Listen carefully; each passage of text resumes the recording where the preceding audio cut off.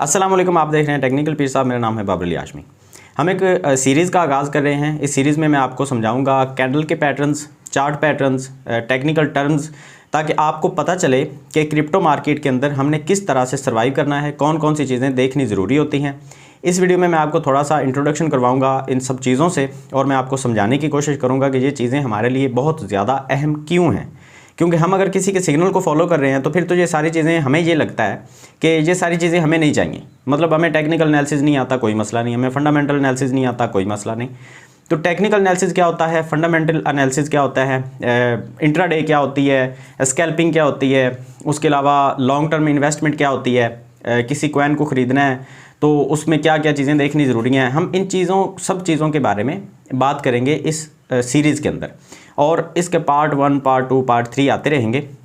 मेरे चैनल को आपने सब्सक्राइब ज़रूर करना है और टेलीग्राम ग्रुप को भी आपने लाजमी फॉलो करना है, ताकि वहाँ पे भी आपको नोटिफिकेशन जो है वो मिलता रहे मार्केट की अपडेट का, और आपको पता चले कि क्रिप्टो मार्केट के अंदर आपने कौन कौन सी चीज़ें जो हैं वो लाजमी फॉलो करनी होती। अब टेक्निकल एनालिसिस के बारे में थोड़ा सा मैं आपको समझाने की कोशिश करूँगा कि ये अहम क्यों है, ज़रूरी क्यों है। देखें, अगर आपको टेक्निकल एनालिसिस नहीं आता तो बिल्कुल ऐसे है कि आपने बाइक रिपेयरिंग वाली कोई वर्कशॉप बना ली और आपके पास कोई हथियार नहीं है, कोई औजार नहीं है आपके पास, बिल्कुल खाली शॉप है आपकी, खाली वर्कशॉप है, और आप उसके अंदर एक कारीगर तो बैठा है, ठीक है, आपकी शक्ल में एक कारीगर तो बैठा है वहाँ पे, लेकिन उसके पास कोई औजार नहीं है काम करने के लिए। जब भी कोई बाइक आएगी रिपेयरिंग के लिए, आप साथ वाली शॉप पे जा रहे हैं या अपने टीचर के पास जा रहे हैं जिससे आपने सीखा था, आप उसके पास जा रहे हैं कि जी मेरे पास एक बाइक आई रिपेयरिंग के लिए, अब मुझे बताएं कि कौन सा औजार उस पर काम करेगा और कैसे करेगा। मतलब आप कारीगर तो हैं कहने को, आपकी वर्कशॉप भी है, आप बिज़नेस भी कर रहे हैं, लेकिन आप खुद एक बाइक का एक प्लग भी चेंज नहीं कर सकते। तो आप किसी वर्कशॉप पे जा रहे हैं कि भाई आना और मेरे वर्कशॉप पे ना एक बाइक खड़ी, उसका प्लग चेंज करना है, औजार भी अपने लेके आएँ और मेरी शॉप पे आके वो काम कर दें। तो वो बंदा कब तक आपका वो जो वज़न उठाएगा, कब तक आपका वो सारा का सारा बर्डन आप किसी और के ऊपर फेंकेंगे। अगर आपने वर्कशॉप बनाई है, आपके पास औजार होने चाहिए, आपको वो बाइक रिपेयरिंग का सारा जो सीन है वो समझ में आएगा, तब आप वो काम कर पाएंगे, तब आप उससे पैसे कमा पाएंगे। अब जैसे ही ऑनलाइन अर्निंग की बात आती है तो हमें ये लगता है कि यहाँ पे सीखने की कोई ज़रूरत नहीं है, यहाँ पे हम आएंगे, पैसे डालेंगे, पैसा कमाएंगे, रातों रात हम मलक रियाज या मतलब कुछ भी बन जाएंगे। तो भाई ऐसे नहीं होता। हमें पहले वो सारी चीज़ें सीखनी पड़ती हैं जो बड़े बड़े ट्रेडर्स जो हैं वो फॉलो करते हैं, बड़े बड़े जो इन्वेस्टर हैं वो फॉलो करते हैं उन चीज़ों को।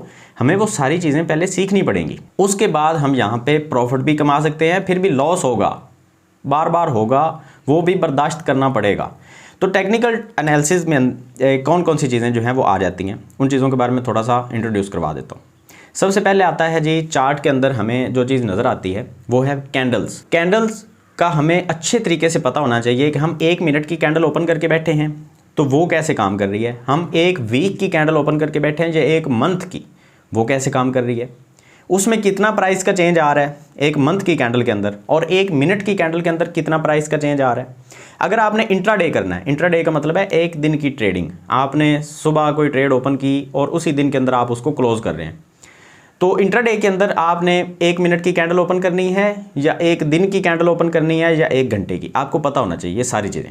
उसके बाद कैंडल की बॉडी होती है, उसकी विक होती है, शैडो कहते हैं उसको।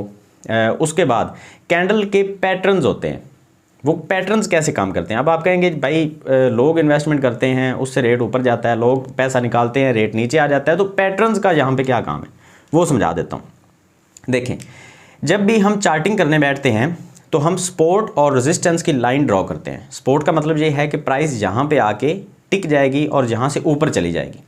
रेजिस्टेंस का मतलब क्या है कि यहाँ पे एक रुकावट है, यहाँ पे एक रोक लगी हुई है। क्यों? यहाँ पे लोग जो हैं वो बेचने के लिए तैयार बैठे हैं।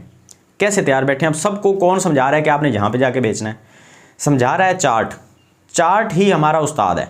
कैसे समझें इस बात को? मिसाल के तौर पे मैंने एक 100 रुपये का कोई कॉइन ख़रीद लिया क्रिप्टो मार्केट के अंदर, या कोई शेयर ख़रीद लिया मैंने, बिल्कुल सेम है, फॉरेक्स ट्रेडिंग के अंदर आ जाएं, क्रिप्टो के अंदर आ जाएं, कहीं भी एक 100 रुपया मैंने इन्वेस्ट किया। अब उस शेयर की या उस कॉइन की जो प्राइस है वो बढ़ती बढ़ती 150 रुपये तक चली गई। तो मैंने क्या किया, मैंने वो 50 रुपये अपनी प्रॉफिट जो निकाली और 150 रुपये पर जाके मैंने उसको बेच दिया।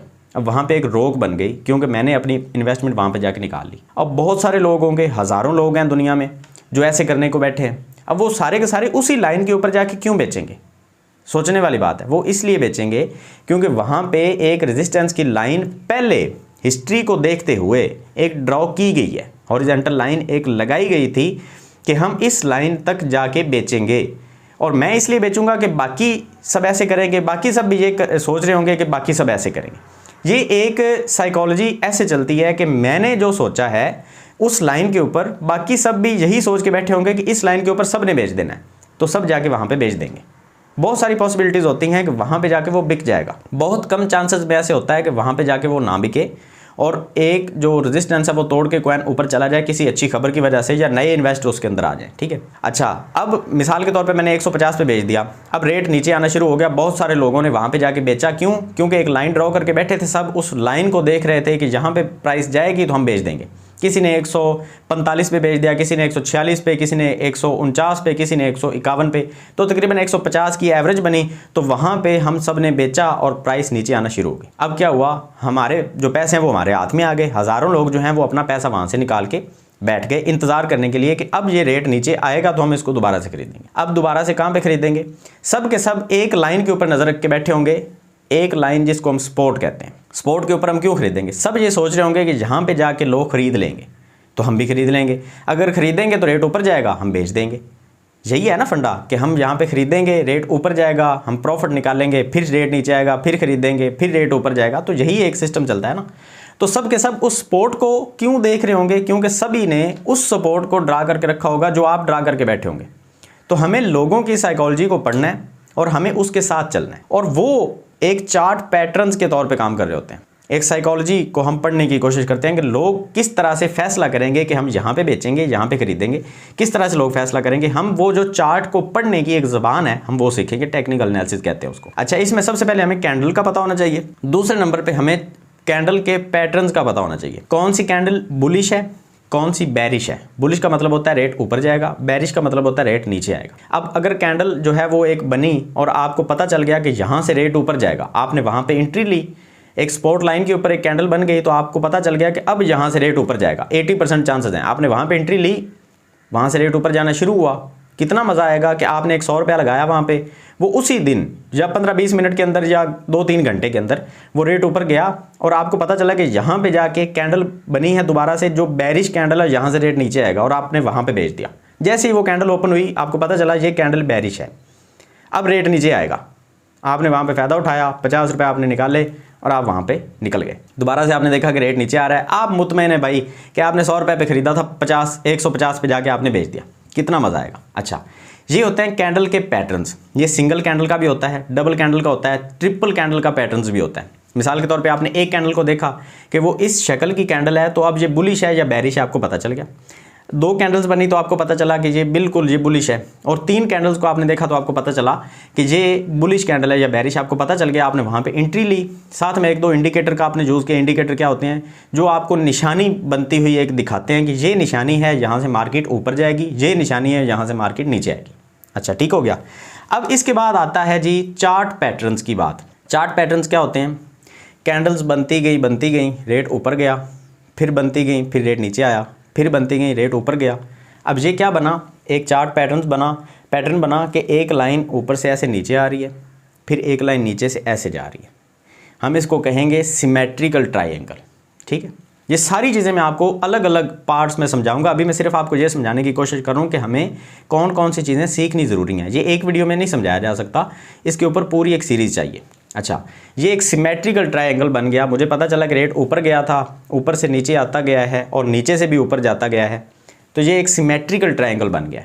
अच्छा, अब मुझे ये पता होना चाहिए कि ये सिमेट्रिकल ट्रायंगल जब भी बनता है 15 मिनट की कैंडल पे या 1 घंटे की कैंडल पे, तो इसका नतीजा ये होता है कि अगर ये ऊपर वाली लाइन को तोड़ेगा तो रेट ऊपर जाएगा, अगर ये नीचे वाली लाइन को तोड़ेगा तो रेट नीचे आएगा। अच्छा, मिसाल के तौर पे ऐसा हुआ कि रेट ऊपर से ऐसे नीचे आ रहा है और नीचे से बिल्कुल ऐसे स्ट्रेट एक लाइन बन गई है। इसको कहते हैं असेंडिंग ट्रायंगल या डिसेंडिंग ट्रायंगल इसको बोलते हैं। अच्छा, ये जो डिसेंडिंग ट्रायंगल है इसका नतीजा क्या होगा कि रेट ऊपर जाएगा। अगर ये असेंडिंग ट्रायंगल है, कैसे? ऊपर से एक लाइन बिल्कुल बराबर बनी है और नीचे से ऐसे बनी है, तो ये बनेगा असेंडिंग ट्रायंगल। तो इसका मतलब है कि अब रेट ऊपर जाएगा। अब ये जो पैटर्न है ये नीचे बना है चार्ट के ऊपर, मतलब कैंडल्स आ रही हैं और एकदम से नीचे आया और नीचे आके एक पैटर्न बना, तो इसका क्या नतीजा होगा। अगर ये रेट ऊपर जाके एक पैटर्न बना है ऊपर, इसका क्या नतीजा होगा। ये मैं आपको बिल्कुल मोटे मोटे लफ्ज़ों में समझा रहा हूँ, सिंपल लफ्ज़ों में, कि आपको आसानी से समझ आ जाए कि चार्ट पैटर्न्स क्या होते हैं, कैंडल पैटर्न्स क्या होते हैं। अब ये दो चीज़ें आपको समझ में अगर आ गई तो क्या होगा, आपने जैसे ही किसी भी कॉइन के अंदर एंट्री लेनी है, आप उसका चार्ट देखेंगे। चार्ट में सिर्फ हमने ये नहीं देखना होता कि इसकी प्राइस क्या चल रही है, ये तो हाजिर वक्त की प्राइस है ना। चार्ट में हमें एक छुपी हुई चीज़ नज़र आती है कि इसकी प्राइस अब ऊपर जाएगी या नीचे जाएगी। ये जो चीज़ है जैसे ही हमें समझ में आएगी, इसके बाद हमें फ्यूचर ट्रेड करने में भी आसानी होगी, हमें स्पॉट ट्रेडिंग करने में भी आसानी होगी, हमें एक दिन के लिए इन्वेस्टमेंट करने में भी आसानी है, हमें लॉन्ग टर्म में इन्वेस्टमेंट करने के लिए भी आसानी है। ये सारे एनालिसिस आपने सीख लिए। अब आ जाते हैं इस चीज़ के ऊपर कि मिसाल के तौर पे मैंने आपको एक सिग्नल दिया, मैंने उसके अंदर आपको एक पैटर्न ड्रॉ करके दिखाया कि ये पैटर्न मेरे हिसाब से बुलिश है, मतलब यहाँ से रेट ऊपर जाएगा। अब आपने देखा कि नहीं, बाबर अली तो गलती कर रहा है, ये तो बेरिश है। ये होता है वो फ़ायदा जो आपको गलती करने से बचाएगा। अगर मुझसे गलती हुई है, मैं तो अपनी इन्वेस्टमेंट उस गलती के बेस पे डाल दूंगा, लेकिन मैं अगर सिग्नल दे रहा हूँ साथ में आपको और वो गलती आप भी दोहरा देते हैं देखे बिना, क्योंकि आपको पता ही नहीं है, तो आपकी इन्वेस्टमेंट भी ज़ाया होगी। अगर वो 100 लोग दोहराएंगे तो 100 लोगों की इन्वेस्टमेंट ज़ाया होगी। क्यों? आपको पता ही नहीं है कि आपने वो पैटर्न देखा ही नहीं है। आपके सामने एक कैंडल बनी थी, आपके सामने एक लिखा हुआ, बिल्कुल क्लियर लिखा हुआ था कि ये रेट अब नीचे जाएगा, और हमने वहाँ पे फ्यूचर ट्रेड की लॉन्ग की पोजीशन ओपन कर दी और हमें पता ही नहीं है। ये होती है वो छुपी हुई ज़ुबान जिसको हम इस सीरीज़ के अंदर समझने की और जानने की कोशिश करेंगे।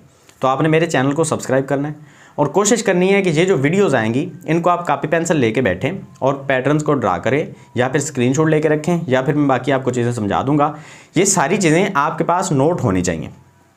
आपके पास मोबाइल है, लैपटॉप है, पीसी है, कोई भी चीज़ है, आपके पास वो सारी की सारी जो पिक्चर्स हैं वो पड़ी होनी चाहिए। मैं सारी चीज़ें आपको समझा दूँगा।